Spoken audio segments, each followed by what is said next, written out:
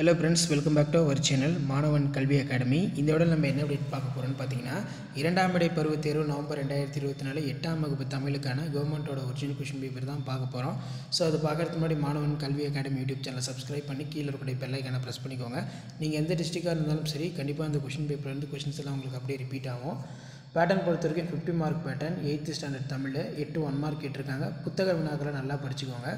Plus இந்த question பேப்பர்ல இருக்கக்கூடிய இரண்டு மதிப்பெண் வினாக்கள் சிறந்த சொல்லாற்றின் இயல்பு என்ன, உழவர்கள் எப்போது ஆரவார ஒலி எழுப்புவார்கள், கொங்கு நாட்டில் பாயும் ஆறுகள் யாவை, தமிழ் இசையோடு இணைந்து இசைக்கும் இசைக்கருவிகளாக சுந்தரனார் கூறுவன யாவை, இசைக்கருவிகளுடைய வகைகள் யாவை, அடுத்து 4x3 12 மழையின்மையால் செடிகள் வாடிய நிலையினை விளக்குக, தமிழ்நாட்டின் ஹேலாந்து என்று அழைக்கப்படும் ஊர் எது ஏன், இயல்பு புணர்ச்சியினை எடுத்துக்காட்டுடன் விளக்குக, மூங்கிலால் செய்யப்படும் பொருள் யாது, தொகைநிலை தொடர்கள் எத்தனை வகைப்படும் அவை யாவை, ஆற்றுதல் என தொடங்கும் பாடலிருந்து ஒழுகுதல் மனப்பாடலை அடிப்படையாமல் எழுது.